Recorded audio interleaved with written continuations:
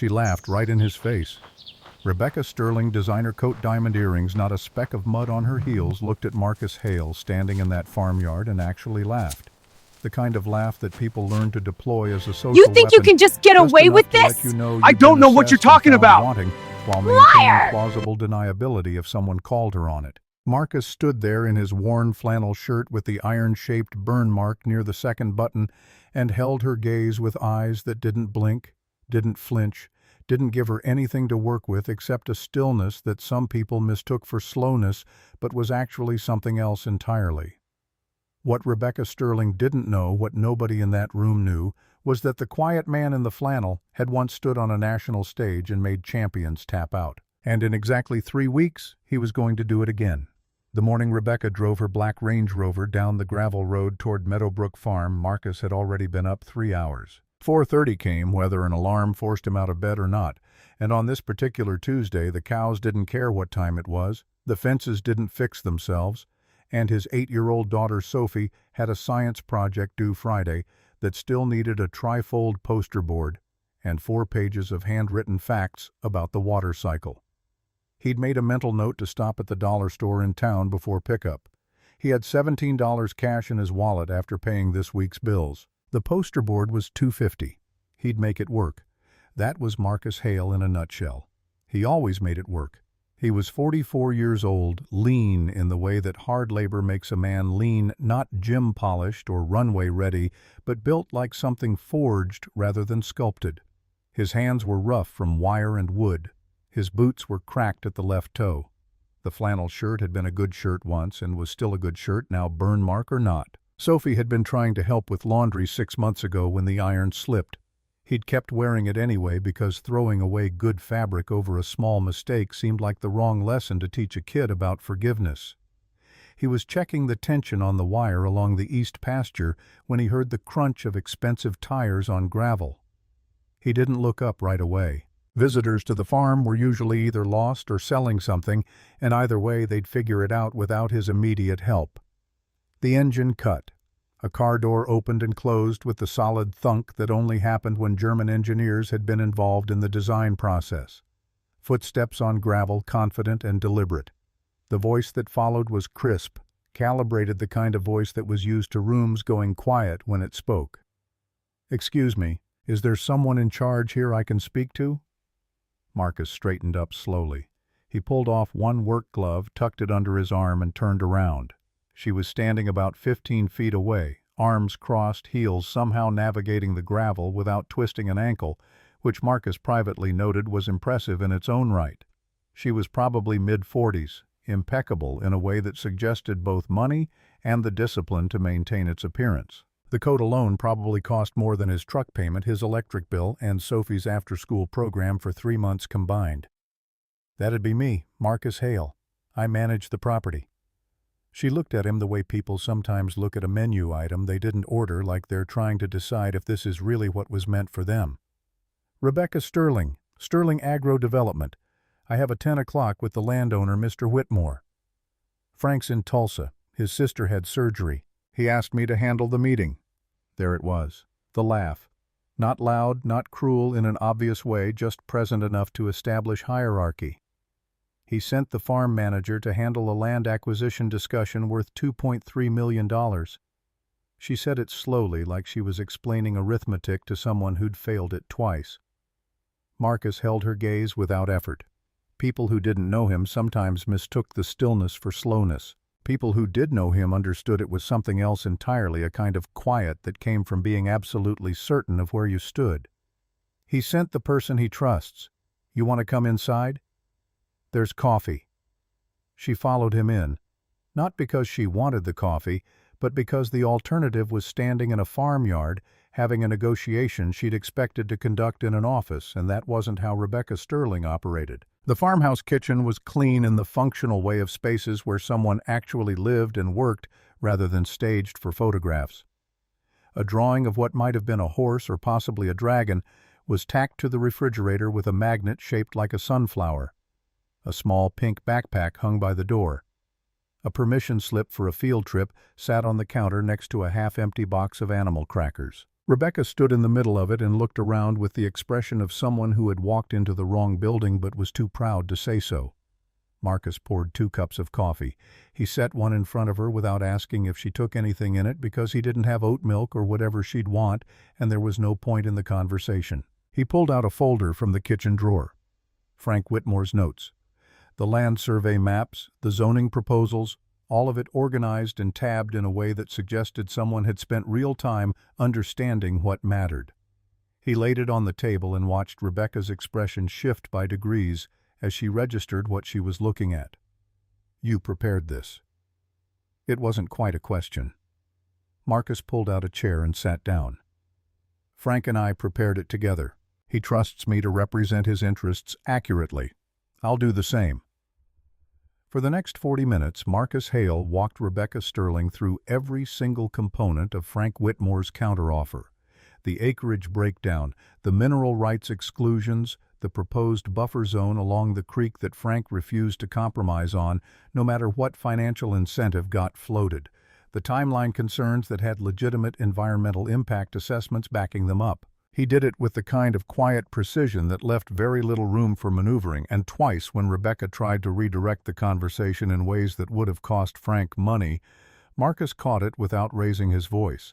He just said clearly and without aggression, "That's not what Frank's asking for. Here's what he is asking for," and laid out the alternative with enough supporting documentation that arguing felt like swimming upstream. By the end, Rebecca Sterling had agreed to terms that were by any measure more favorable to Frank Whitmore than she'd walked in intending to offer. She sat with that reality for a moment after she signed the preliminary agreement, tapping one manicured finger against the tabletop in a rhythm that suggested internal recalibration. "You've done this before." Marcus picked up the unsigned copy and held it out to her. "I've done a lot of things before." She took the document. She glanced at the dragon or horse drawing on the refrigerator, then back at Marcus. "Yours, my daughter Sophie." Something shifted in his face when he said her name, not softness exactly, but more like the way a man looks when he's describing the only thing in the world that matters to him. Rebecca filed that away in the mental catalog she kept of useful information about people. Single father. Yes. She nodded once, a small jerky movement. Then she looked at him again, and the assessment in her eyes was different from before, still cool and still calculating, but different in texture. "You're wasted here." Marcus stood and walked to the door, opening it in the universal gesture that means a meeting has concluded. "Thanks for making the drive, Miss Sterling." She left. He stood at the kitchen window and watched the Range Rover back down the gravel road and disappear into the dust and distance. Then he went back outside to finish the fence, because the fence didn't care about $2.3 million deals or whether someone thought he was wasted on a farm. The fence just needed fixing. That night, after Sophie was in bed after homework and dinner, and 20 minutes of her reading aloud from a chapter book about a girl who discovers she can talk to horses, which she did every night with the solemn dedication of a person fulfilling an important contract, Marcus sat at the kitchen table and opened the laptop. It was Frank's old one from when Frank had upgraded 2 years ago and offered it to Marcus instead of throwing it away, and it ran slow, but it ran, which was all Marcus needed. He went to the same website he checked every 3 or 4 days, the registration page for the Tri-State Open Challenge, hosted by the Greater Midwest Athletic Commission, a mixed martial arts and grappling tournament that drew regional competitors from Missouri, Kansas, and Oklahoma. Real fighters, some of them very good. The kind of event that once upon a time Marcus would have looked at and felt the familiar low hum of interest, the quiet readiness of a body that knows what it's built for. He'd been looking at the registration page for 2 months. He hadn't registered yet. The entry fee was $250. He did not currently have $250 he could spare, and Marcus Hale had long ago made peace with being honest with himself even when honesty was uncomfortable. He closed the laptop. He sat in the quiet of the kitchen for a while, listening to the wind move through the cottonwood trees along the property line, the same sound it made every night, a low shuffling sigh that Marcus had come to think of as the farm breathing. He'd been here 6 years. He'd taken the job because it was work, because the previous version of his life had collapsed faster and more completely than he'd thought possible, and because Frank Whitmore had offered him a small house on the property in addition to his salary, which meant Sophie would always have a roof. That part mattered more than anything else. He didn't regret coming here, and he wanted to be clear about that, at least to himself. He didn't lie in bed at night cataloging what he'd lost. He'd gone through a period of doing that in the first year or two, and he'd recognized it as poison and deliberately stopped. What he had was enough. What he had was good. A healthy daughter who drew dragons or horses on the refrigerator, a job that gave him clear purpose every single day, a body that still worked exactly the way he needed it to. He just sometimes missed what it felt like to compete. He'd started training at 16 in a small gym in Tulsa, run by a retired wrestler named Dennis Croft, who smelled like liniment and spoke in aphorisms, and who had taken one look at the tall, quiet teenager in the doorway and said, "You've got the eyes. The question is whether you've got the patience." Marcus had both, as it turned out.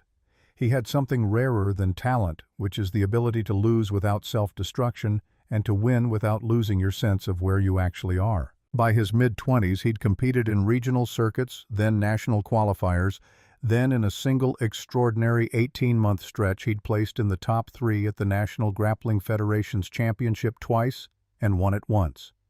He'd been 28. His photo had been on the regional sports section of 3 different newspapers. Dennis Croft had cried, which Marcus had never mentioned to anyone because it felt like a private thing between a teacher and a student that didn't need an audience. Then came the scandal. It wasn't Marcus's scandal, and that was the part that still occasionally sent a cold current through him if he thought about it too carefully. It was his training partner's scandal, a doping violation that had contaminated by proximity an entire gym's worth of competitors in a review that, looking back, had been conducted with the kind of thoroughness that suggested someone had already decided what the conclusion would be before they'd started asking questions. Marcus had tested clean. He'd tested clean 3 times, and it hadn't mattered because by then the association was under pressure.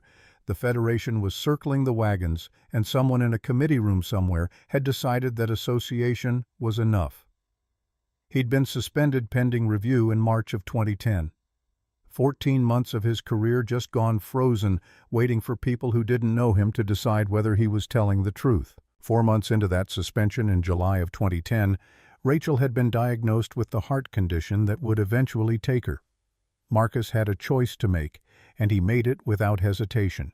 He could keep fighting the appeal, keep pushing for vindication, keep trying to salvage what was left of his competitive career, or he could be present for his wife during the hardest thing either of them would ever face. He chose Rachel.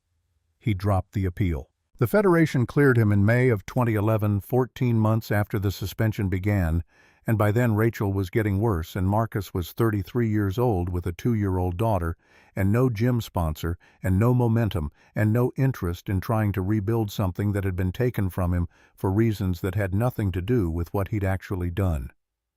Rachel died in November of 2012. Sophie was 2 years old and didn't understand why Mommy wasn't coming home, and Marcus had to explain death to a toddler while his own grief was so fresh and raw that some mornings he wasn't sure he could get out of bed. But he did get out of bed because Sophie needed breakfast and someone had to take her to daycare, and the world kept turning whether you were ready for it or not. He worked construction for a while, then did property maintenance, then saw the posting for a farm manager position at Meadowbrook Farm and took it because Frank Whitmore seemed like a decent man, and the house came with the job, and Sophie deserved stability more than Marcus deserved to keep chasing ghosts of what used to be. He'd kept training, though, quietly, privately, with a consistency that had nothing to do with competition and everything to do with the fact that it was the place where his mind got quiet. He trained in the mornings before Sophie woke up in the small cleared space in the barn where he'd hung a heavy bag and laid down some used rubber matting that Owen Crawford had given him when Owen's wife passed and they'd closed down her gym. He trained the way other men prayed, not for an audience and not for a result, but because it was the discipline itself that held something important in place. He'd never told Frank Whitmore about any of it. Frank knew he'd done some fighting when he was younger in the vague way that employers sometimes know biographical details without caring much about the specifics. The rest of it, the championship and the suspension and the cleared name that had come too late to matter, was just history, his history. Private. 3 days after Rebecca Sterling's visit, the phone rang. He almost didn't answer it. Unknown number, probably a robocall, but he was standing right next to it and something made him pick up. "Mr. Hale." Her voice was unmistakable. "Miss Sterling." He waited. She seemed to be doing the same, and the silence stretched just long enough to become noticeable before she spoke again. "I'm calling because I want to clarify something from our meeting." Another pause. Not uncertainty exactly, because Rebecca Sterling didn't express uncertainty, more like she was selecting her words with more care than usual. "I may have been less than professional in my initial reaction to our arrangement." "You laughed at me." Silence on the other end. Then, with what sounded like effort, "I did. That was unprofessional. I'm calling to say that." Marcus was quiet for a moment, turning it over. "Okay. Apology accepted. I also wanted to say that you impressed me. I work with a lot of people in negotiation settings, and you were—" Another pause. "Unusually effective." Frank prepared good notes. "Don't do that." There was an edge to it that surprised him, sharp enough to cut through the careful politeness. "Don't deflect the competence. I'm complimenting you. Take it." He almost smiled. Almost. "All right, thank you. My company is hosting a charity event in 3 weeks. A tournament competitive fighting and grappling at the Riverside Community Center. We sponsor it every year, and there will be a public competition bracket open to non-professionals. I don't know why I'm telling you this." The pause that followed had a different texture, slightly uncertain, in a way that didn't match the voice he'd heard in his kitchen. "I don't actually know why I called."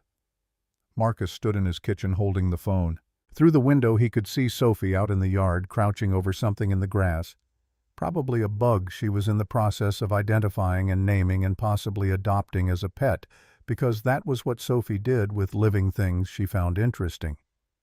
"I appreciate the call. The entry fee is waived for anyone I personally recommend. I'm extending that if you were interested, which is probably irrelevant because you're a farm manager and—" She stopped herself this time. "I'll think about it." He hung up. He stood there for a long time, phone still in hand, looking out at his daughter, crouched in the grass, examining something tiny and alive.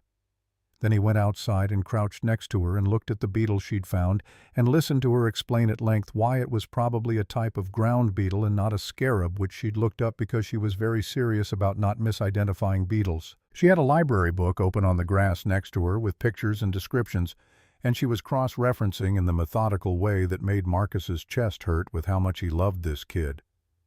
"Dad," she said without looking up from the beetle, "are you thinking about something?" "Yeah."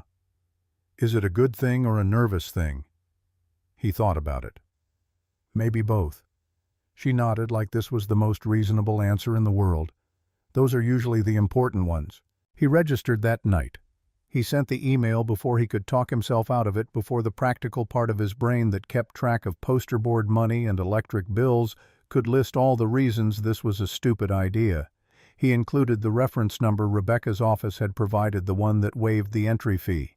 He typed his name in the registration field, Marcus R. Hale, and his age and his previous competition history, which the form required. When he got to the field that asked for highest competitive achievement, he sat for a moment with his fingers on the keyboard. Then he typed National Grappling Federation Champion 2009. He submitted the form. He closed the laptop. He didn't tell anyone. Not Frank, who called from Tulsa to say his sister was recovering well, and thanks for handling the Sterling woman, she could be difficult. Not his neighbor, Owen Crawford, who sometimes came over for coffee on Sunday mornings, and who had the kind of steady presence that made silence comfortable. Not Sophie, though he knew he would tell her eventually, because Sophie had a right to know things about her father's life, and because she would ask the right questions. But not yet. For now, it was just his, a small private thing. The knowledge that in 3 weeks Marcus Hale was going to step onto a mat in front of a crowd, and all the people who had ever underestimated him were going to find out exactly what they'd missed. He turned off the kitchen light. He walked down the hall. He stopped at Sophie's door, which was cracked open the way she liked it, and listened to the sound of her breathing in the dark, steady and peaceful, and completely trusting that tomorrow would come and her father would be there. Then he went to bed. In the barn that week, the heavy bag swayed harder and faster than it had in years. The first person to find out was Owen Crawford, and that was only because Owen showed up uninvited on a Tuesday morning with a jar of his daughter-in-law's blackberry preserves and walked straight into the barn without knocking, which was exactly the kind of thing Owen did. He stood in the doorway and watched Marcus work the heavy bag for about 30 seconds before he said anything. Marcus didn't stop. He'd been mid-combination, a 4-punch sequence that ended with a tight left hook he'd been recalibrating for the past week, and Owen knew better than to interrupt a man mid-thought. When Marcus finally stepped back and pulled off his hand wraps, Owen set the preserves on the workbench and crossed his arms.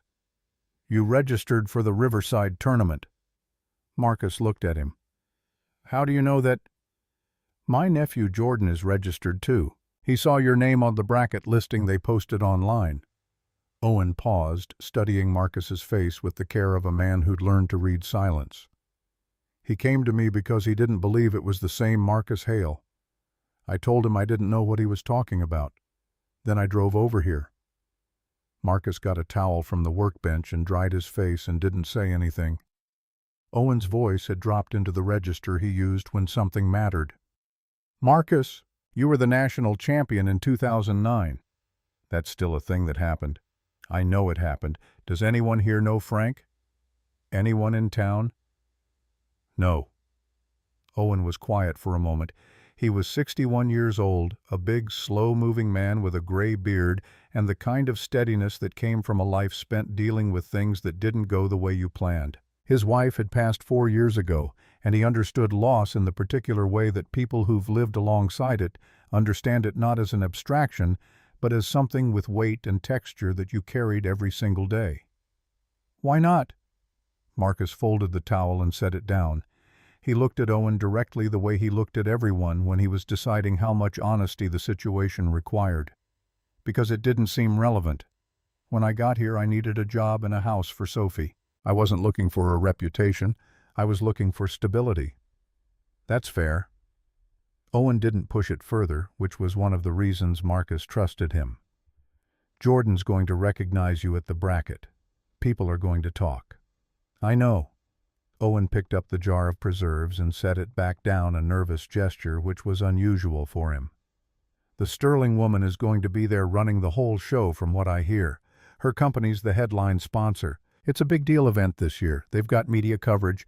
Some regional sports blog is sending people. There's prize money in the open bracket." He looked at Marcus carefully. "Why is she the one who told you about it?" "She called me after the meeting about Frank's land." Owen absorbed this. "You impressed her, apparently." "She knows I'm a farm manager who negotiates competently. That's all she needs to know." Owen looked at him for a long moment. Then a slow, private smile moved across his face, the kind of smile a man makes when he's watching something unfold that he can already see the shape of, even if the details aren't clear yet. "All right, you need a corner man." Marcus blinked. It was the closest thing to surprise that his face normally allowed. "You're serious?" "I used to box 20 years ago, but the principles don't change much. You need someone in your corner. I'm there." He shrugged with one shoulder. "And if you're going to finally stop pretending you're just a farm manager, you probably shouldn't do it completely alone." Marcus was quiet for a moment. Something moved through him that he didn't quite have a word for. Gratitude was close, but it wasn't exactly right. It was more like the feeling of a door opening that you'd kept shut for so long you'd forgotten it was a door. "Okay." Owen nodded like it was settled. He pointed at the preserves. "Those are blackberry. Sophie likes the blackberry." "She does." "Good." He turned toward the door, then stopped and looked back. "Train smart. I'll be there." He left.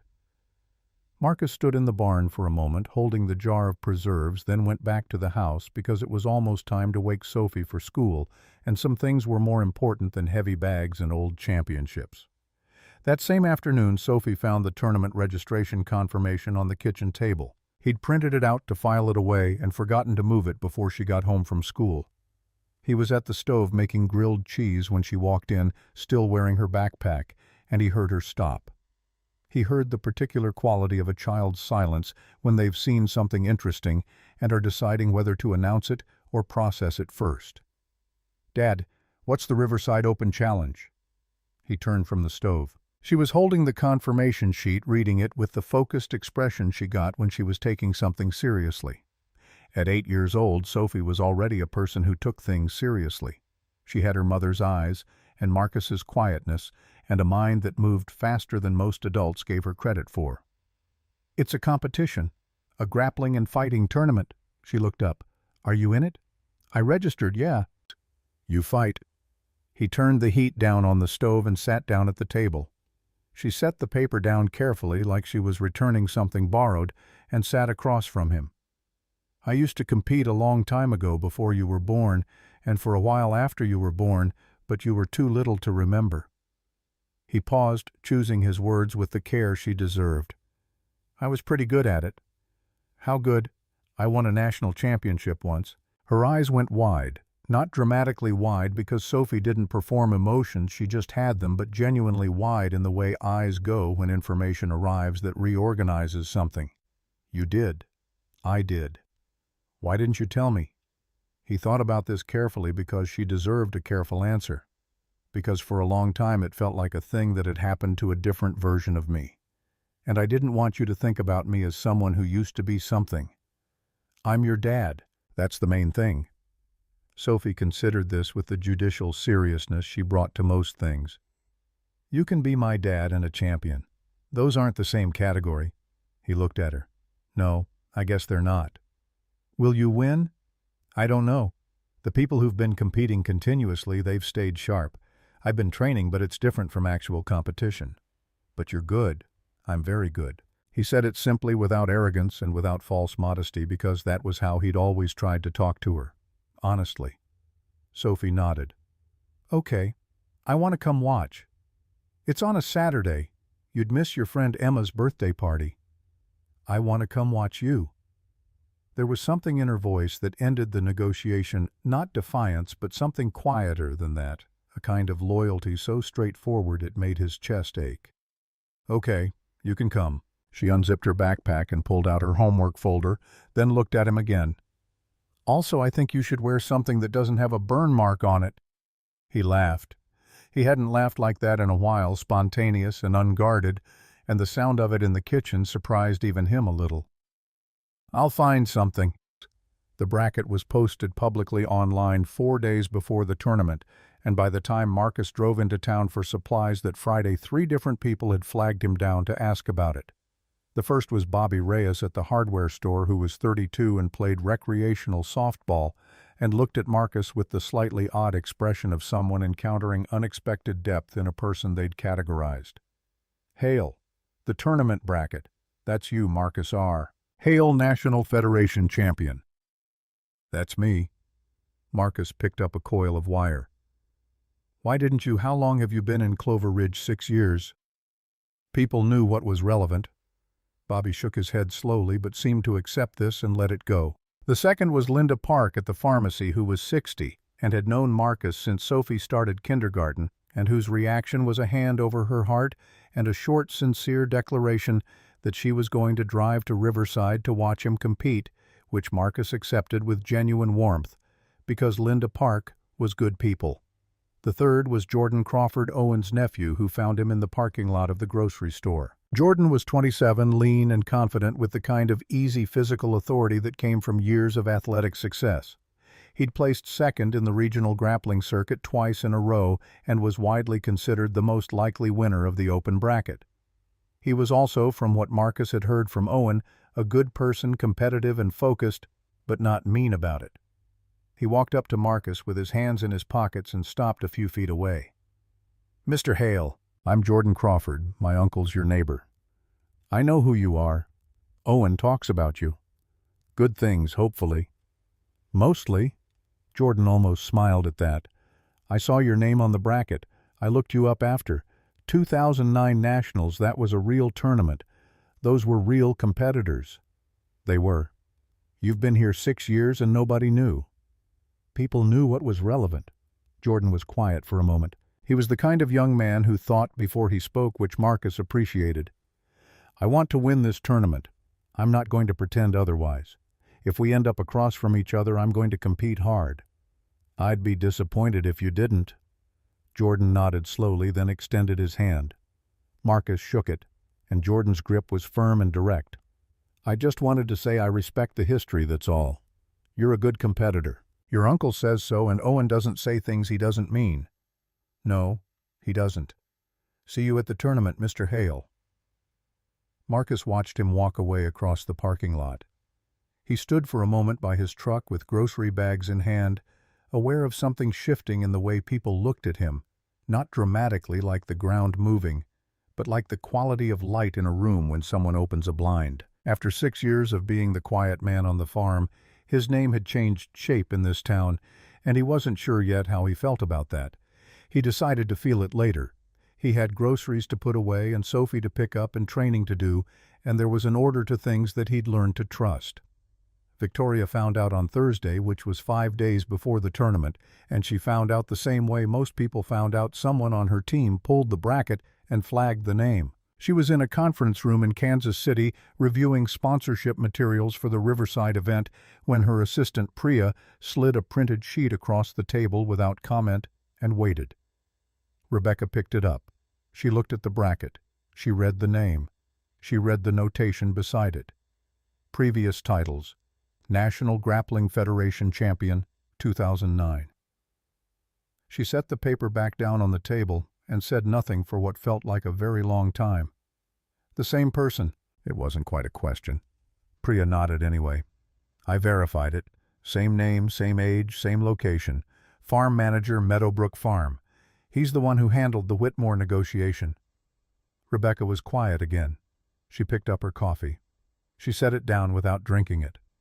The man in the flannel shirt with the burn mark near the second button materialized in her memory with uncomfortable clarity. The way he'd sat at that kitchen table with Frank Whitmore's folder and walked her through the terms without apology or aggression, just precision that had left her with less leverage than she'd expected to have. The drawing on the refrigerator, the pink backpack by the door, the moment she'd laughed, and the way he'd held her gaze without flinching and said simply, "That'd be me." He didn't mention it. Priya waited, reading the temperature. "No, he didn't tell me." Rebecca said it again, and she wasn't sure if she was angry or embarrassed or both. And she recognized that either way, the reaction was about her, not him, which was an uncomfortable recognition that she sat with briefly before setting it aside for later examination. "Do you want me to reach out to him?" "No, I'll know." Rebecca picked up the bracket sheet again. "What's his path to the final?" Priya pulled up a screen on her tablet. If seedings hold, he'd face 3 preliminary matches before the semifinal. The most significant competition in his bracket is probably Jordan Crawford. He's won regionals twice. She paused, scrolling. After that, the final would likely be against whoever comes out of the other half. There's a man named Tyler Hayes who's been dominant in the area circuit for 2 years. He's won 4 consecutive regional tournaments. "Tell me about Hayes." 29 professional personal trainer. He's also... Priya paused in a way that indicated what followed was editorial rather than factual. Not particularly gracious about it. He had a disqualification at a tournament in Wichita 2 years ago for conduct violations, but it was overturned. The committee that reviewed it was, let's say, not independent. Rebecca nodded slowly. She knew the type. She'd encountered the Tyler Hayes of the world in boardrooms, and she'd learned early that the most dangerous version of that type was the one who'd never actually lost to someone better than him. They developed a particular kind of certainty that wasn't confidence so much as a sealed container that had never been tested for pressure. "Fine. Make sure the event runs smoothly. I want full media coverage on all the open bracket rounds, not just the final." Priya made a note. "Any particular reason?" Rebecca picked up her coffee again, and this time she drank it. "Because I have a feeling this is going to be worth watching." Tyler Hayes heard about Marcus Hale from a buddy of his named Garrett, who followed regional circuits the way some people follow baseball standings obsessively personally, with a level of investment that other people found excessive. Garrett texted him the bracket, and then called him 40 seconds later without waiting to see if Tyler had looked at it yet. "You see it." Tyler was in his car outside a gym in Overland Park. He'd just finished a session with a client and he was in the good post-workout mood that made him generous and easy to talk to, which was the version of himself he generally preferred. I'm looking at it now. Marcus Hale, 2009 National Champion. He's in the open bracket. Tyler read it twice, then leaned back against the headrest. Huh. That's your reaction. He's a legitimate former champion, Tyler. He's not some guy who won a local club tournament. He took the Federation title in 2009. 17 years ago. He's mid-40s. He manages a farm. Tyler pulled out of the parking lot and into traffic. I've been competing continuously for 4 years. He's been shoveling grain. You don't know what he's been doing. I know he hasn't been on a competitive mat. Garrett, I appreciate the research, but a champion who hasn't competed in 15 years isn't a champion anymore. He's a guy with a good story. Tyler paused at a red light. Which is fine. He can have his good story. I'll have the trophy. There was a brief silence on the other end. You're very confident. I'm accurate. There's a difference. He ended the call and drove in the comfortable certainty of a man who had never been given a reason to think otherwise. That evening he posted on Instagram a photo of himself at the gym with careful lighting and a caption that read, "Looking forward to Riverside Tournament this weekend. Respect to all competitors, especially the veterans coming back. Let's see if old-school techniques can keep up with modern training." The fire emoji and the flexed bicep felt appropriate. The post got 200 likes in the first hour, and Tyler went to bed satisfied that he'd struck the right tone, respectful but confident, acknowledging the past while claiming the future. Sunday before the tournament, Marcus drove Sophie to the library because she was working on a project about migratory birds and needed specific books that the school library didn't carry. They were there for 2 hours while she found what she needed, plus a novel about a girl who solves mysteries which she didn't need but which Marcus checked out for her anyway because there were very few problems in life that an extra novel couldn't at least partially address. On the drive home, Sophie was quiet for a while, watching the landscape roll past the window fields and trees and the occasional farmhouse set back from the road. "Are you scared?" The question came without preamble or particular emphasis, just curiosity in the same tone she used when asking about cloud formations or why certain bugs had more legs than others. Marcus thought about it honestly. No, not even a little. A little nervous. Nervous is different from scared. How? Scared means you don't want to do it. Nervous means you know it matters. He glanced at her. You know that feeling before a school presentation when your hands feel funny? Yes. That's the feeling. It means you care about getting it right. That's not something to get rid of. That's information. She considered this while they passed a red barn with white trim that Sophie had decided 3 years ago was the prettiest barn in the county and still announced every time they drove by. What if you lose, then I lose and I go home and the next morning I get up and the cows still need feeding? He paused, choosing his words. Losing a competition doesn't change who I am. It doesn't change what I know how to do. It's just a result. Results aren't the whole story. Sophie was quiet for a moment, and when she spoke again her voice had shifted into a different register, more careful. Mom used to say that. Marcus's hands on the wheel didn't change, and his breathing didn't change, but something inside him went very still and very careful the way it always did when Rachel came into the conversation. He'd learned to move through grief with tenderness, with the particular pain of someone who has accepted a loss but still feels the weight of it every single day. She did. She was smarter than both of us. She would have come to the tournament. She would have been in the front row making a sign with glitter on it. Sophie laughed at that, a real bright laugh that lived in the chest. She would have made it say something embarrassing. Without question. Like, "That's my champion," with a little crown drawing in 3 different colors of glitter. Yeah. Sophie was still smiling, looking out the window, and the smile had a complicated quality to it that was beyond her years, the specific expression of someone who is holding happiness and loss in the same hand, and has learned, because they've had to, not to drop either one. The road stretched out ahead of them, flat and familiar, and the light was that particular late afternoon gold that made even ordinary things look like they meant something. The morning of the tournament, Marcus was up at 4:15 out of habit, and he lay in the dark for exactly 3 minutes before he got up, because lying still when his mind was already moving had never done him any good. He made coffee. He stood at the kitchen window with the mug in both hands and watched the dark outside go through its slow, deliberate process of becoming morning. The cottonwood trees along the property line were just shapes at first, then outlines, then trees with individual branches visible against the sky. He'd watched this happen hundreds of times from this exact spot, and it never got old, which he figured said something about the value of paying attention to ordinary things. At 5:30, he went to the barn, not to train, because there was nothing left to train at this point, and he knew it. He went because it was where he thought clearly, where the smell of rubber mat and old wood organized something in him that needed organizing. He sat on the weight bench without touching the weights and just breathed for a while in the quiet, with the particular stillness of a man who has spent years learning the difference between peace and emptiness and knows which one he's in. He thought about Dennis Croft, who had died 7 years ago of a heart attack in his own gym on a Tuesday in the middle of spotting a kid through a deadlift. A good death for a man like Dennis, probably dying in the place where he was most himself. Marcus wondered sometimes what Dennis would make of the life he'd built here, the farm and the quiet and the years of competing with nobody watching. He thought Dennis would understand it. Dennis had always said that the point of training wasn't the tournament. The tournament was just the proof. The training was the life.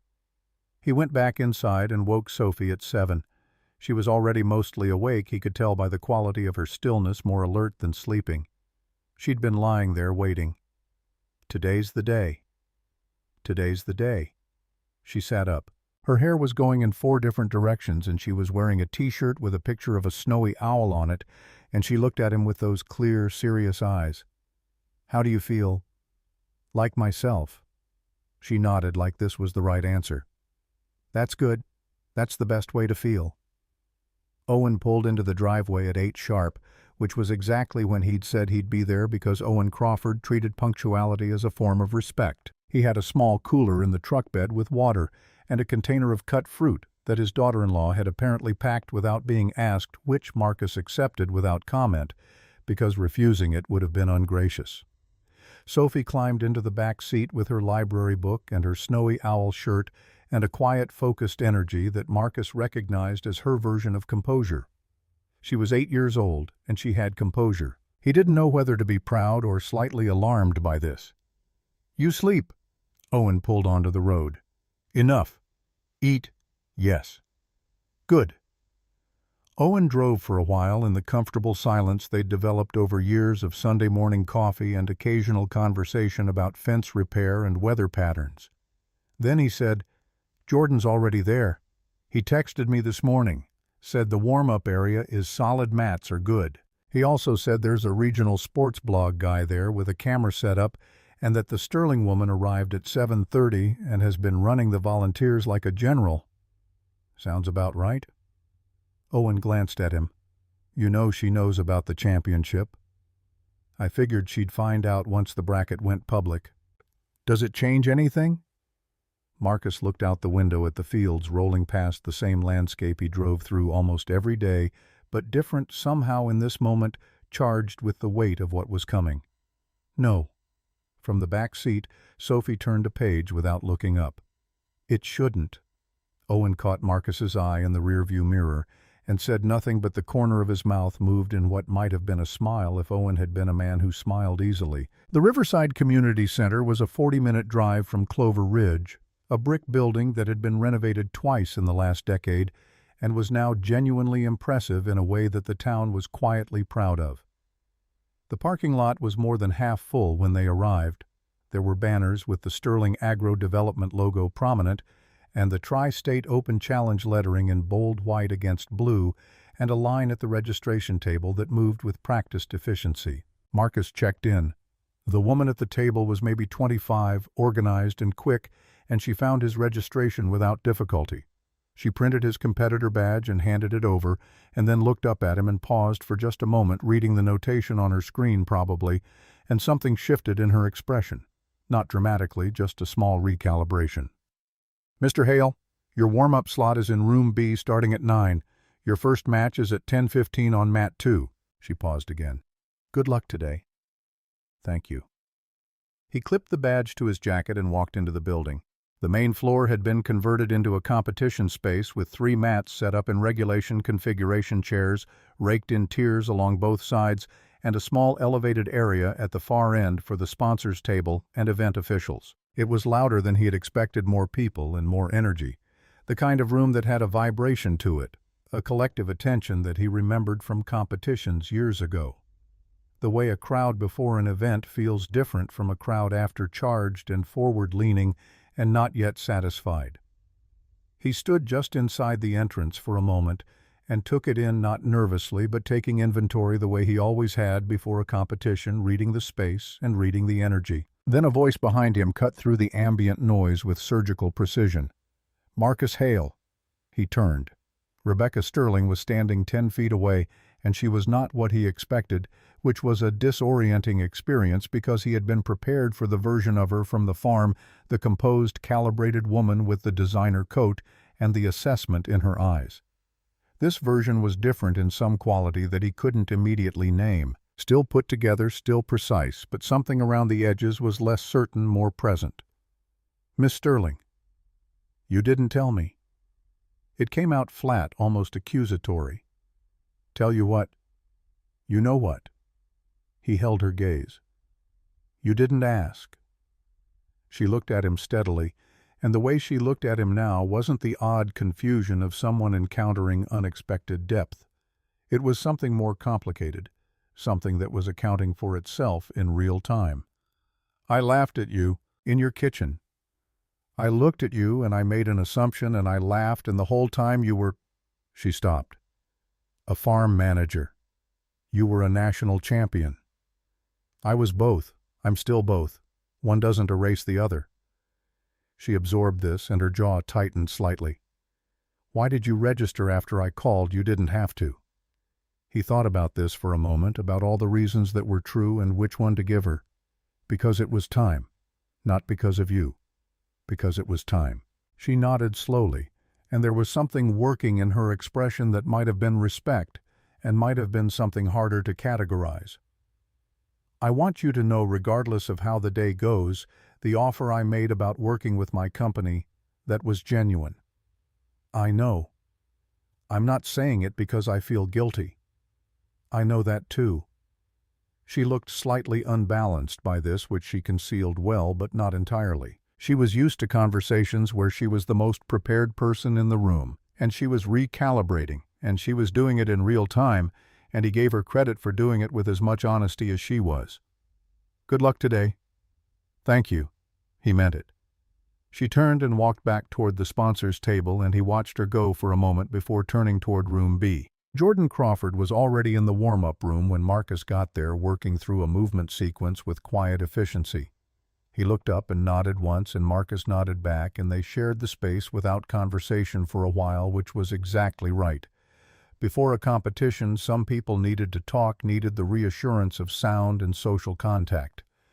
Marcus and Jordan were apparently both the other kind. Owen sat up in the corner with the cooler and a folding chair and made himself useful without being in the way, which was a specific skill that most people didn't have.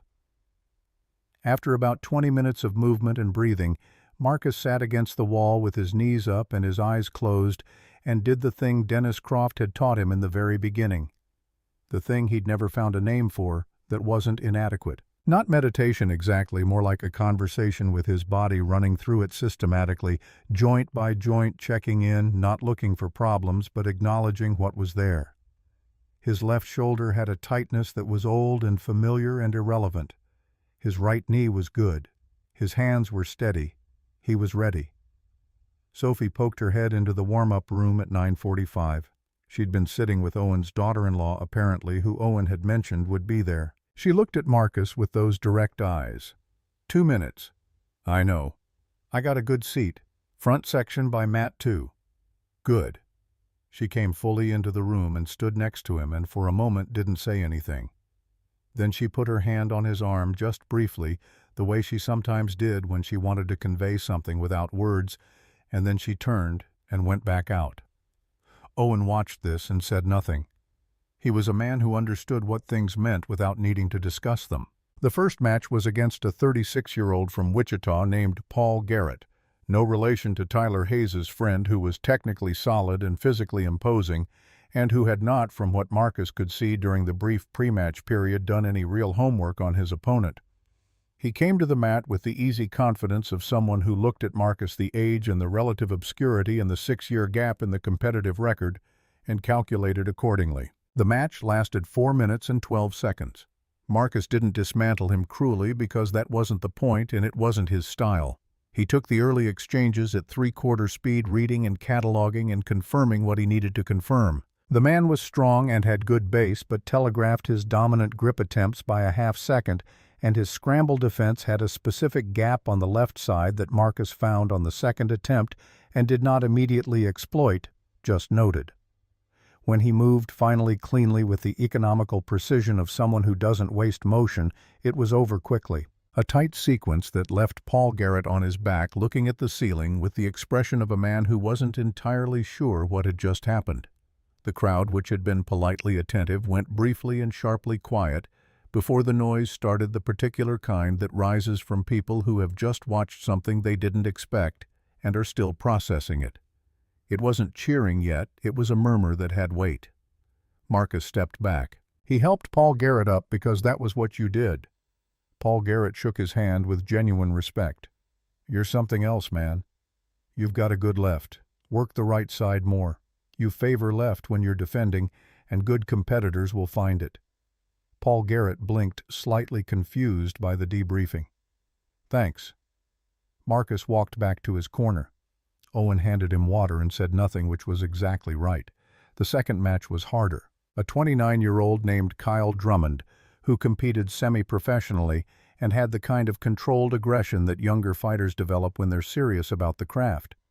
He was fast and he was disciplined, and he had clearly done his homework because he came to the mat with a game plan that was specifically designed to exploit the presumed limitations of an older opponent: high pace, constant pressure, limited rest, forcing the exchange into an attrition contest. It was a smart strategy against a 44-year-old man who'd been away from competition for years, and it would probably have worked. But Marcus had been training in a barn before dawn for 6 years in the kind of solitary, unobserved discipline that doesn't care about results because nobody's watching. His conditioning wasn't what it had been. At 28, it was something different, more economical and more deliberate, less reliant on speed and more on geometry, on the understanding of where bodies go under pressure and how to be in those places before the other person gets there. The match went the full time. When the judge's decision came back unanimous in Marcus's favor, Kyle Drummond didn't look upset exactly. He looked like a man revising something. That was real. You've got a future.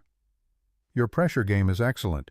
If you develop the patience to go with it, you'll be hard to stop. How do you have the patience? Marcus almost smiled. Get older. At the break between the second and third match, Owen found him in the corridor outside the main floor with 2 waters and the container of cut fruit, and a look on his face that was the closest Owen Crawford ever got to visibly emotional, which meant his jaw was set very tight, and he was looking at a point slightly above Marcus's left shoulder. People are paying attention. The blog guy's been filming all your matches. The crowd's been growing around Mat 2 all morning. Owen cleared his throat. Sophie, she's good. She's proud. I wanted you to know. Marcus nodded. He looked at the floor for a moment, and the look on his face was one that people who didn't know him might have read as neutral, but people who did know him would have read correctly as a man holding something very carefully because it mattered too much to handle carelessly. What do you know about Hayes?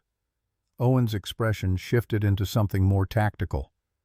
I asked around this morning. He's good, Marcus. Don't let anyone tell you different because they're rooting for you. He's fast, he's strong, and he's been winning because he's legitimately better than the people he faces. Owen paused. His problem is he knows it in a way that makes a man lazy in ways he can't see. What kind of lazy? The kind where he stops looking for what he doesn't know. He's never been the underestimated one. He's always been the guy expected to win. So he doesn't know how to read someone who's reading him. Marcus considered this. Jordan, If Jordan wins his semifinal, he'll face you in the final. If he loses, it'll be Hayes." Owen paused. "I think you should hope it's Hayes." "Why?" "Because Jordan is smart and he knows you. Hayes thinks he knows you. There's a big difference." Marcus drank his water and thought about this carefully because it was worth thinking about carefully. The third match, the semifinal, was in 40 minutes and he needed to focus on that first. "How's Jordan looking?" "Sharp." Owen's voice contained both pride and caution. "He's the real thing, Marcus. Whatever happens in his semifinal, that kid is the real thing." The third match was against a man named Devin Pierce, who was 34 and competed out of a gym in Topeka that had produced 4 regional champions in the past 8 years. He was technically the highest-ranked competitor Marcus had faced yet, and the crowd around Mat 2 had grown to standing 3 rows deep by the time they went out there. That was when Marcus became aware of the specific quality of the attention in the room.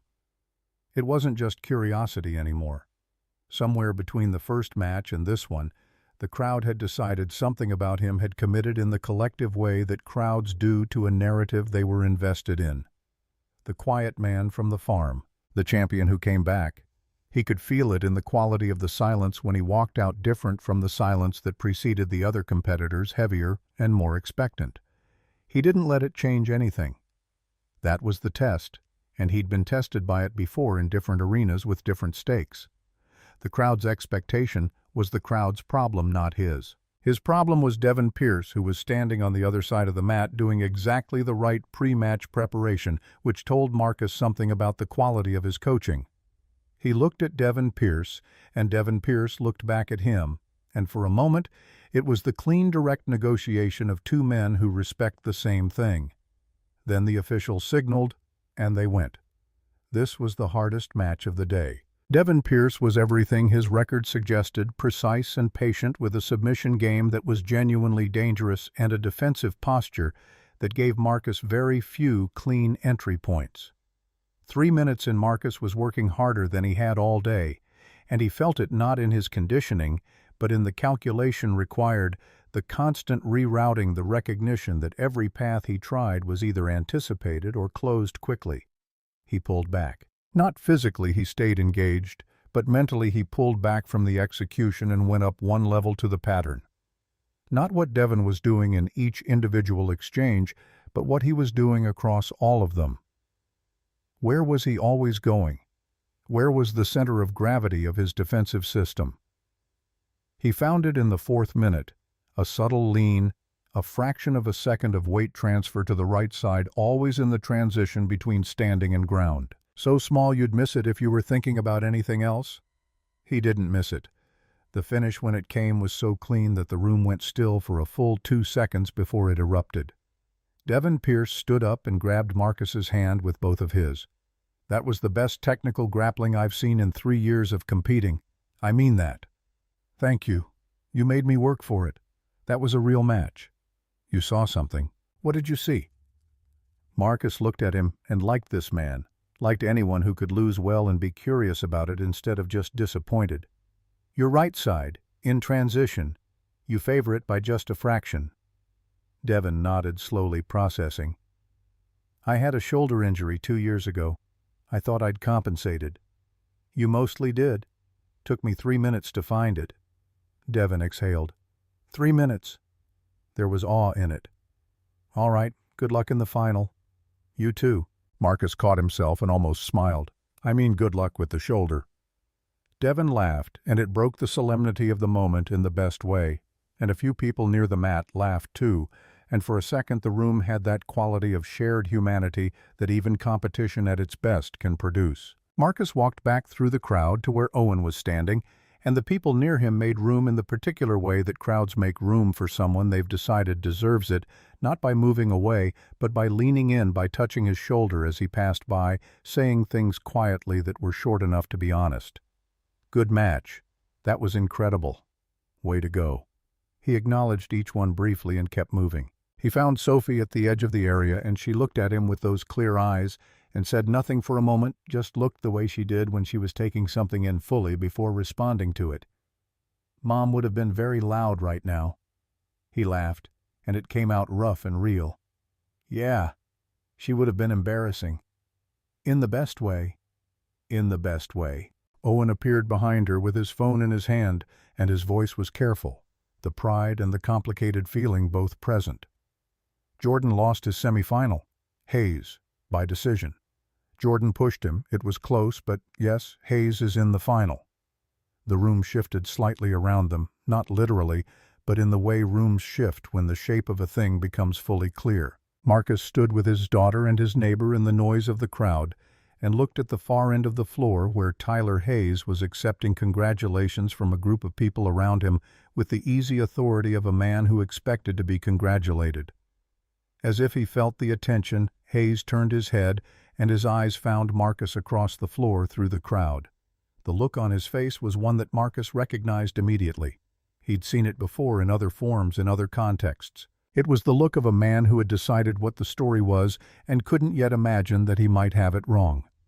Marcus held the look for exactly 2 seconds. Then he turned back to Sophie and Owen. Okay, let's go get ready.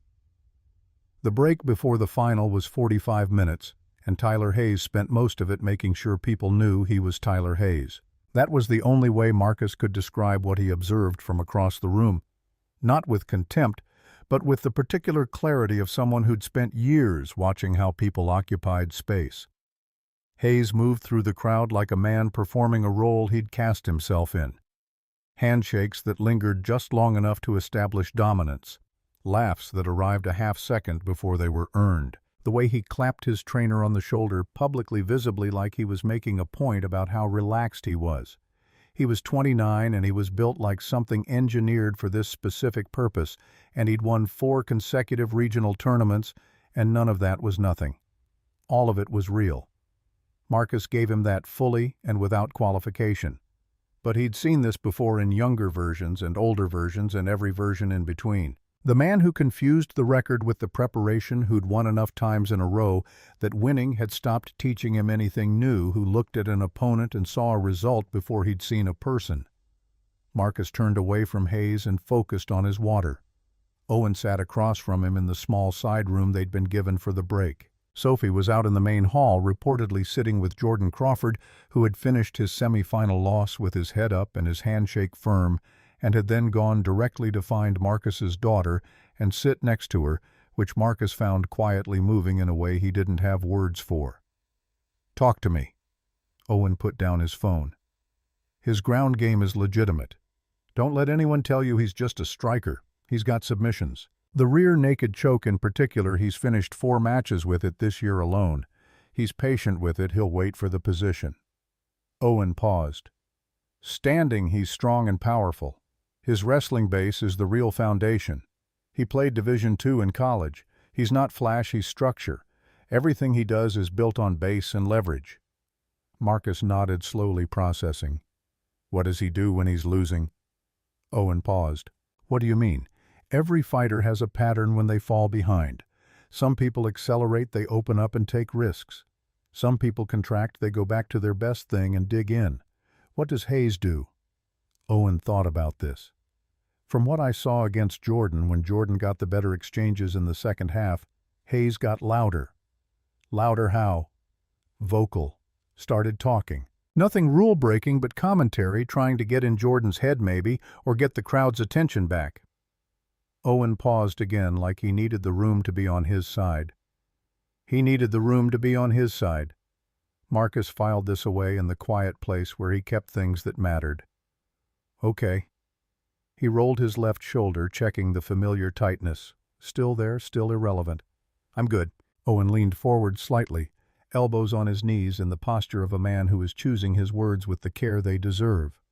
"Marcus, you don't need this for anything. You know that, right? You've already done what you came here to do. The first 3 matches. I know. I'm not saying don't win.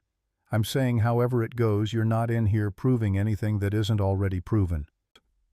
Marcus looked at his friend, the man who had walked into his barn uninvited on a Tuesday morning and watched him work, and said without fanfare and without asking for anything in return that he'd be there. He felt again that specific gratitude that was too large for words and too real to perform. I know. Then, but I'm going to win. Owen held his gaze for a moment. Then he sat back and something in his expression settled into a kind of peace. Yeah, I know you are. Tyler Hayes found him in the corridor on the way back to the main floor. Not accidentally. He'd positioned himself in the corridor in the way that people who want to appear casual never quite manage to look casual. And when Marcus came through the door, Hayes turned with the precision of someone who'd been watching for exactly that. Hale. Marcus stopped. He looked at Hayes and waited. Good run today. I watched your semifinal. Devin Pierce is no joke. You handled him well. He's a good competitor. He is. Hayes nodded, hands in the pockets of his warm-up jacket, in a gesture that was meant to read as relaxed, and succeeded about 70% of the way. I just wanted to say I have a lot of respect for what you've done today. Coming back after all this time at your age, putting yourself out there, that takes guts. Marcus looked at him and said nothing. Hayes continued. Seriously, people in this circuit have been talking about you all day. The comeback story, the farm, the daughter. It's a great story. You should be proud. I am. Hayes smiled, and it was a good smile, practiced and warm on the surface. I just want you to know I'm going to compete hard. I won't take it easy on you because of the narrative. That wouldn't respect what you've done. I wouldn't want you to. Good. Hayes extended his hand. Best man wins. Marcus shook it. He held Hayes's hand for just a moment, firm and steady, with the particular grip of a man who has spent years handling things that required care and strength simultaneously, and he looked at Hayes directly. Yes, he will. Hayes's smile stayed on his face, but something behind it shifted slightly, like furniture moved in a dark room, just a fraction, just enough for a careful observer to notice. Marcus released his hand and walked past him toward the main floor. The crowd, by the time the final was called, had filled every available seat and lined 3 rows deep along the standing areas. The regional sports blog had their camera properly set up now, and someone had pulled out a phone and was live streaming to what Marcus would later learn was several thousand viewers. People who had been watching the bracket online, who had seen the clips already circulating, who had heard the name and the story and wanted to see how it ended. He didn't know any of that yet. He knew the mat and the noise and the particular quality of the room's attention as he walked out. He found Sophie in the front section. She'd gotten exactly the seat she said she would, and their eyes met for a moment. She was sitting straight with her hands folded in her lap, and she gave him one small, deliberate nod. Not good luck. Or you've got this just acknowledgement. I see you. I'm here. He nodded back. Then he looked at the mat and nothing else. Hayes came out to his side of the mat to genuine applause. He'd earned it. 4 wins in the tournament, 4 legitimate wins, and he acknowledged it with the ease of someone who expected it. He looked good. He moved well. He was everything his record said he was. The official went through the formalities. The crowd went quiet with that specific forward-leaning quality that precedes something people believe is worth watching. Then it started. The first 2 minutes were Hayes's, and Marcus knew it and didn't fight it. Not strategically, not in the sense of conceding ground deliberately, more that Hayes's opening sequence was exactly what Owen had described and what Marcus had anticipated: pressure-based wrestling forward, working to establish the physical terms of the match before any technique could come into play. And he was strong, genuinely and honestly strong, in a way that reminded Marcus viscerally in his joints and his base that 20 years of continuous competition had kept this man at a level that the 3 warm-up matches today hadn't demanded. Hayes got the first takedown at 90 seconds. The crowd reacted. Hayes controlled from the top for 45 seconds before Marcus moved to recover guard, and Hayes moved with him, well, staying heavy and staying connected. And while he was doing all of this, Marcus was reading. The takedown right side entry, left hip pressure, same side every time. The top control weight distribution forward, slightly too far forward, overcommitting to the pressure so that the hips were behind the pace. The transitions always moving in the same rotational direction. Clockwise, a pattern so consistent that it was clearly the groove his body defaulted to, the path his muscles knew best. At 2 minutes and 40 seconds, Hayes was up on points, and the crowd which had been growing louder around his side was giving him exactly what Owen had said he needed, the sense of the room behind him, the noise that confirmed the story he was living inside. Hayes said something while they were in the exchange, not to the crowd but to Marcus quietly in the clinch. "You're doing good, old man. You're doing real good." Marcus said nothing. He felt Hayes's weight distribution. He felt the forward lean. He felt the rotation beginning. And he knew exactly, with the certainty of a man who has studied this for 25 years and has been reading this specific man for 3 minutes, where Hayes was going next. He let him start the movement. He let him commit to it. Let the weight shift forward and the base come slightly offline, and then not with force, not with the expenditure of power that a younger fighter might have used, but with geometry, with a precise application of leverage at the exact right moment, he reversed it. The reversal was so clean that the room went momentarily silent. Hayes hit the mat and blinked. He recovered fast, he was good, and his instincts were real, and he moved immediately to recover his base. And Marcus let him, because the point had been made, and what he needed now was information, not a finish. Not yet. They reset. Hayes's expression for the first time all day had something new in it. Not panic, and not even fear. Exactly more like the look of a man who has just been shown for the first time a door that he didn't know was there. Lucky. Marcus didn't respond. The next 3 minutes were different. Hayes was still good, still competing at a high level, still applying pressure and still winning some exchanges, but the certainty was fractionally gone. And a fractional absence of certainty in a competition at this level is enormous. It changes the timing of decisions. It introduces a half second of question where before there was none. And in a half second, everything that matters can happen. Marcus accumulated points steadily. Not spectacularly. He wasn't trying to be spectacular. He was trying to be correct, but consistently. Every time the opportunity was exactly where he expected it to be, because he'd been watching where the opportunities were going to be since the first exchange. At 5 minutes, Marcus was ahead on points. The crowd had shifted, not away from Hayes, exactly, they were still with him and still hoping, but the quality of the room's attention had changed. It was more careful now, more conscious. People were watching with the specific focus of an audience that has realized the outcome isn't certain, and that realization had made them present in a way they hadn't been before. Hayes felt it. Marcus could feel him feel it. And that was when Hayes did exactly what Owen had described. He got louder. "Come on."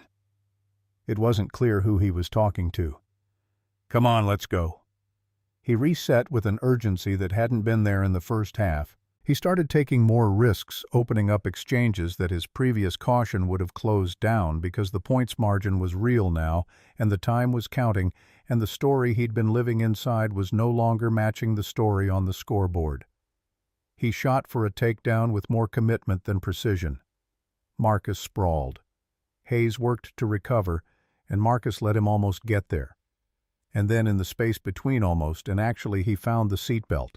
Hayes grabbed for the wrist and didn't get a full grip, and Marcus brought it home slowly and with absolute control into the rear naked choke that Hayes had been finishing his own matches with all day.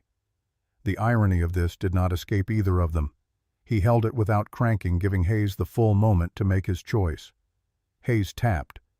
The sound of it was small, a flat, definitive pressure of palm to mat, the gesture that says in every language and every context that it's done. The room erupted, not politely, not with a restrained appreciation of an audience watching something they respect but don't quite believe in, but fully the whole room all at once in the way that only happens when a crowd has been building towards something and finally gets there.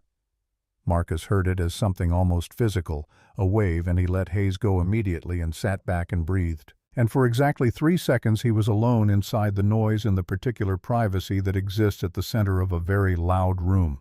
He thought of Dennis Croft. He thought of Rachel. He thought of Sophie out there in the front section. Then he stood up. Hayes was on his feet by the time Marcus turned, and the thing that Marcus would remember afterward, the thing that would make him respect the man despite everything, was that Hayes didn't wait to be gracious. He walked forward without being prompted, and his face had something in it that wasn't pleasant, but was real, the specific expression of a man who has just lost something he was certain he wouldn't lose and is dealing with it in real time. That was you. That wasn't luck. That was you. It was a good match. Hayes shook his head, not disagreeing but processing. How long have you been out of competition? 15 years. Hayes looked at him. 15 years. And how are you still? I never stopped training. I just stopped competing. Hayes was quiet for a moment. Then he nodded once sharply like a man making a decision. I need some time to process this. He walked away and Marcus understood. Some losses needed space before they could be examined clearly. The official presentation took 10 minutes, and Marcus stood at the center of the mat with a trophy that was more symbol than substance and listened to Rebecca Sterling speak into a microphone about community and excellence and the meaning of competition, and he waited with the patient attention of a man who is very good at waiting. When she was done, she turned to him in front of the room, in front of the cameras, in front of every person who'd been watching all day. She looked at Marcus Hale and she said something that was not in her prepared remarks. I owe this man an apology. Her voice was steady, but the steadiness cost something and Marcus could hear it. 3 weeks ago I walked onto his farm and I looked at him and I laughed, because I saw what he was wearing and where he was working, and I assumed I knew what I was dealing with. She paused. The room was completely quiet. I was wrong, not just about what he could do in competition. I was wrong about the fundamental thing, looking at a person and thinking you know their value before you've actually seen them. She turned to Marcus fully. I apologize for that, publicly, because I did it in a way that was public enough. The room was so quiet that the ventilation system was audible. Marcus looked at Rebecca Sterling, and in her face he saw not the composed executive or the woman with the assessment in her eyes, but someone dealing honestly with themselves in a situation that required it at a cost that was real to her in front of people who would remember it. Thank you for saying that. He said it simply without triumphing over it, because the point of an honest apology isn't what you do with it, it's that it was given. The room exhaled, and then the applause came back different from before, fuller somehow, like it was carrying more than one thing. He found Sophie at the edge of the mat, and she walked to him with the particular walk of a person who has been sitting very still for a long time and is now in motion. When she got to him, she put her arms around his waist and pressed her face against his chest and didn't say anything for a moment. He held her one hand on the back of her head, the familiar weight of her, the snowy owl on her shirt, the noise of the room still moving around them like water around something fixed. You won. I did. Were you scared? A little, in the right way. She pulled back enough to look up at him. Her eyes were bright in the way that wasn't tears exactly, or was tears but not the sad kind, the other kind, the kind that comes from feeling something too large to hold completely. She apologized. That lady. She did. Did it feel good? He thought about this honestly, the way he always tried to think about honest questions. It felt right. That's different from good. Good is when something makes you feel better. Right is when something is how it should be. He paused. Both can matter. Sophie considered this with her judicial seriousness. I think I understand. You will more when you're older. You always say that. It always gets more true. She leaned back against him and he kept his arm around her shoulders. Owen appeared beside them, his eyes definitely not wet, and if they were, it was entirely the room's dry air, and he put a hand briefly on Marcus's shoulder and said nothing, which was exactly right. Jordan Crawford found them a few minutes later with a bruise developing under his left eye that would be impressive by morning, and a look on his face that had moved through the 5 stages of losing a close semifinal and arrived somewhere solid. That finish was something. You pushed him. I finished it because of what you started. That's not a small thing, Jordan. Jordan looked at him for a long moment. Uncle Owen always says you're a straight shooter. He's one too. Jordan smiled, and the smile had real warmth in it, and also the clean, forward-looking quality of a young man who has just been handed something useful. I'll see you on a mat sometime, Mr. Hale. I hope so. Rebecca approached last, and she approached carefully, not with tentativeness, but with the deliberateness of a person choosing to do something they're not entirely comfortable with because it's right. That was extraordinary. It was a good tournament. Don't do that. There was a note in her voice that was almost exactly what it had been on the phone 3 weeks ago, but with something different underneath something that had been revised. Don't deflect the competence. Take it. Marcus almost smiled. It was extraordinary. She was quiet for a moment. She looked at Sophie, who had turned slightly to watch her with the direct, unself-conscious attention of a child who hasn't yet learned that it's impolite to assess people openly. Rebecca looked back at Marcus. The offer still stands. Advisory role, my development team. You understand negotiation and you understand people. She paused, and the pause had an unusual quality, like she was deciding in real time how honest to be. I think you'd challenge us in ways we need to be challenged. I appreciate it, but this isn't the right time. The farm. Sophie. He paused, choosing the words that were most honest. I'm not finished with where I am yet. I don't think I've been there long enough to know what it's taught me. Rebecca looked at him with something that was unambiguously respect, not the kind built on performance, but the kind that gets built on something real. You are genuinely different from most people I deal with. I'm just honest about what I need. That is what makes you different from most people I deal with. She looked at Sophie again briefly. She's remarkable. Whatever you're doing, keep doing it. I will. She nodded once then with a precision and a clarity that he recognized as her particular form of grace. The door stays open for whenever you're ready. No timeline. Thank you. She walked away, and this time the walk was different from the one across his farmyard 3 weeks ago. Same heels and same precision, but different in the way that people are different when they know something about themselves they didn't know before. Marcus watched her go. Then he looked back at Sophie, who was watching the floor being cleared by the venue staff with the methodical interest she brought to all logistical operations. Ready to go home. She looked up. Yeah, I'm hungry. We can stop? Can we get pancakes? It's 4 in the afternoon. Pancakes are appropriate at any hour. She said it with absolute certainty. Owen, who had been listening from 2 feet away, made a sound that was not quite a laugh, but was adjacent to one. She's got a point. She usually does. Marcus picked up the trophy from where he'd set it on the chair beside him. It was heavier than it looked.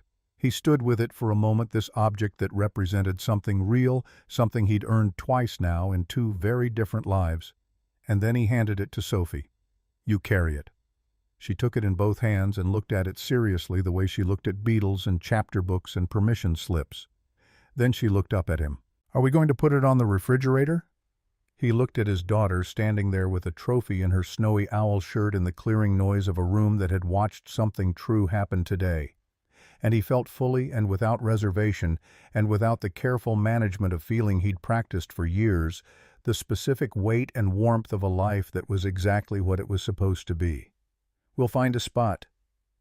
They got the pancakes. Owen drove them to a diner in Riverside called Ruthie's that had been there since 1987 and smelled like coffee and butter and the specific warmth of a place that had fed people through hard winters and good summers alike.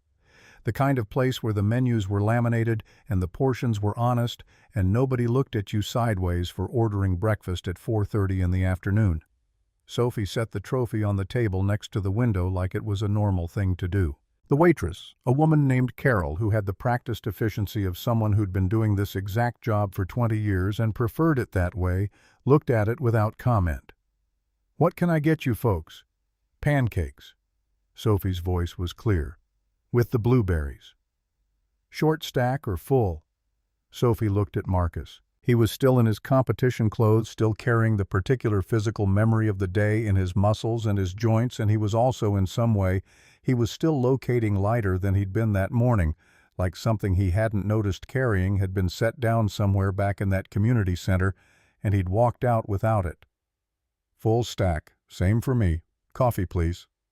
Carol wrote it down and moved on without ceremony, which was exactly what the moment needed. Owen ordered the turkey club and didn't say anything for a while, which was Owen at his most comfortable, present, and companionable, and not requiring the silence to be filled.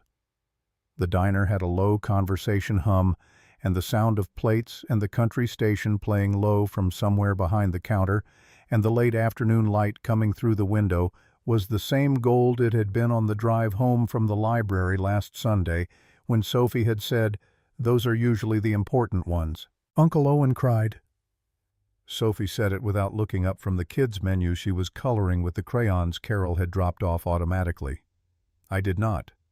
Your eyes were wet. The venue had poor air circulation. You wiped them with your sleeve." Owen looked at Marcus. Marcus looked at his coffee and said nothing, protecting nobody. The air was very dry. Owen said it with dignity. Sophie colored in a section of her drawing a sun from what Marcus could see, which she was giving an implausible number of rays. "It's okay to cry when something matters." Owen opened his mouth. Then he closed it. Then he said gruffly, "Your father teach you that." "Mom." She said it simply without weight, the way she sometimes referenced Rachel not as a wound to be careful around, but as a fact of her life that she'd integrated fully and carried forward. It still moved through Marcus when she did it like a current through familiar water, but it was a bearable current, the kind of pain that confirmed something rather than negating it. She was a wise woman. Owen's voice was different when he said it, quieter, meant for Marcus as much as for Sophie. She was. The pancakes arrived. They ate. The trophy sat by the window in the late light and didn't need to announce itself. And outside, the traffic on the main street moved at the easy pace of a Saturday afternoon in a mid-sized town, and Marcus Hale sat with his daughter and his neighbor and ate blueberry pancakes and felt simply and without complication good. The video went viral that night. He found out at 10:15 because Owen called him, which Owen almost never did at 10:15. "Check your phone." "I'm checking it now." "Not calls, the internet."